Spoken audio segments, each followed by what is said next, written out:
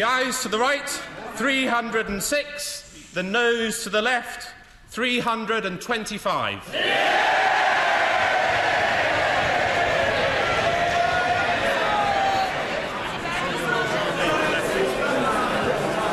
ayes to the right, 306. The noes to the left, 325. So the noes have it. The noes have it. Unlock!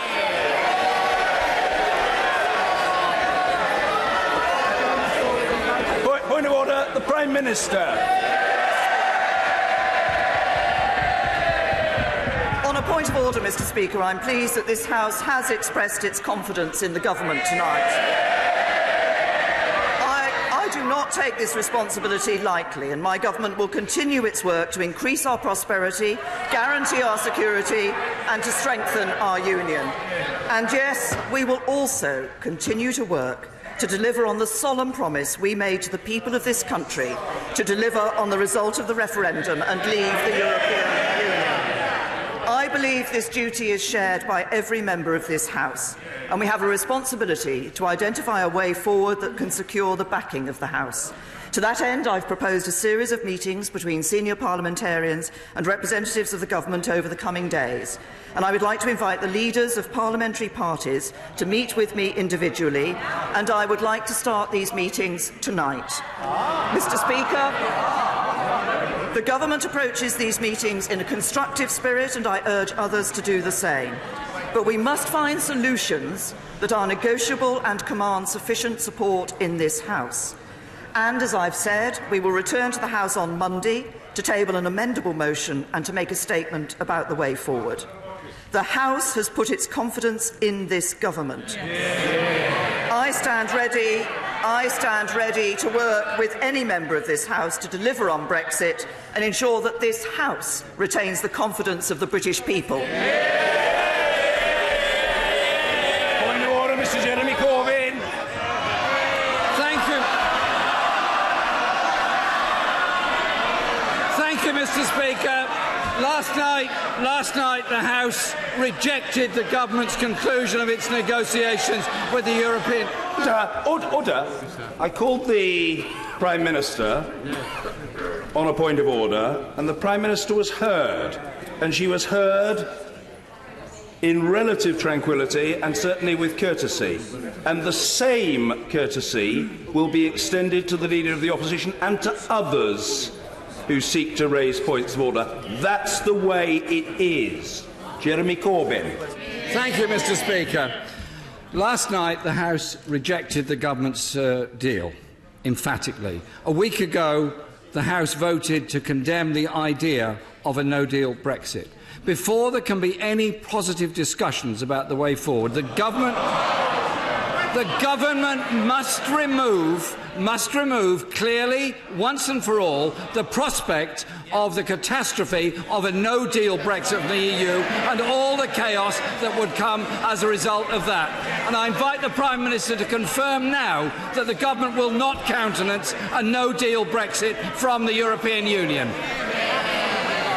A point of order, Mr. Ian Blackford. Thank you, Mr. Speaker, and I must say that I welcome the offer of talks from the Prime Minister. I think it's important, Mr. Speaker, that all of us recognise the responsibility that we have, and on the back of the defeat of the government's motion last night, that we have to work together where we can to find a way forward. I commit the Scottish National Party to working constructively with the government. However, I do think it's important. I do think it is important in that regard that we make it clear to the Prime Minister, in the spirit of openness in these talks, that the issue of extending Article 50 of a people's vote and avoiding a no deal have to be on the table. We have to agree to enter these talks on the basis that we can move forward and achieve a result which will unify all the nations of the United Kingdom. Thank you. Point of order, Sir Edward Davey, and then I'll come to the right honourable gentleman. Thank you, Mr. Speaker. From the Liberal Democrat position, we are clear that we want to engage with talks with Her Majesty's government, but it's very important that the government makes clear that no deal is not an option. it's very, very important that the Prime Minister, as she actually, to be fair to her, earlier today didn't do, rule out extending Article 50. It's important that the House has that chance to think and come together.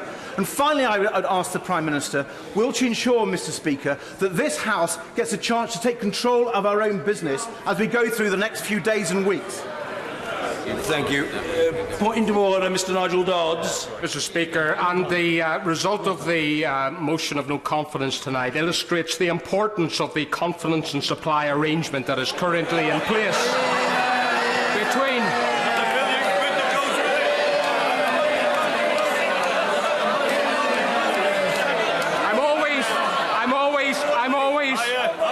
I'm always delighted when our opponents illustrate the strength of that relationship that we have and what it's delivering for Northern Ireland.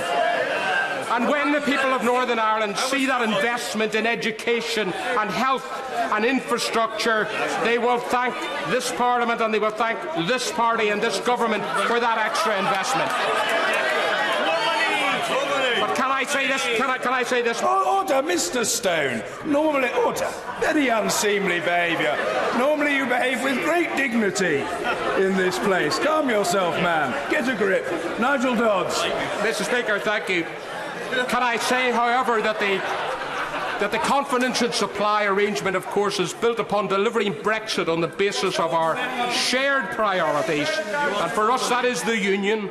And we want to deliver Brexit, taking back control of our laws, our border and our money, and we leave the European Union as one country. Let us work in the coming days to achieve that objective. Well, on ground, well, if the right honourable gentleman really feels he must. But he has been represented by his right honourable friend. But if he really wants to, briefly, I don't mind. But we really must be. Yeah, no. Well, the generosity of spirit. Mr. Alistair Carmichael.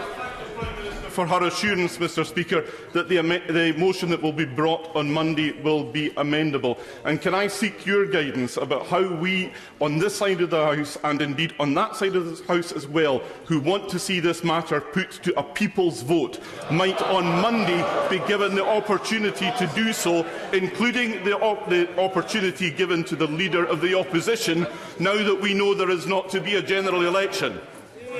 Response to the right honourable gentleman, apart from thanking him for his point of order, is to say that if there is an amendable motion of which the Prime Minister on behalf of the government has given notice, manifestly there will be an opportunity for people to table amendments, and we shall have then to see what happens. The right honourable gentleman wouldn't expect me to make a commitment in advance, but I know what he thinks and I've heard what he said. We come now to the adjournment. The whip to move. I beg to move this House to now adjourn. Thank you. The question is that this House do now adjourn.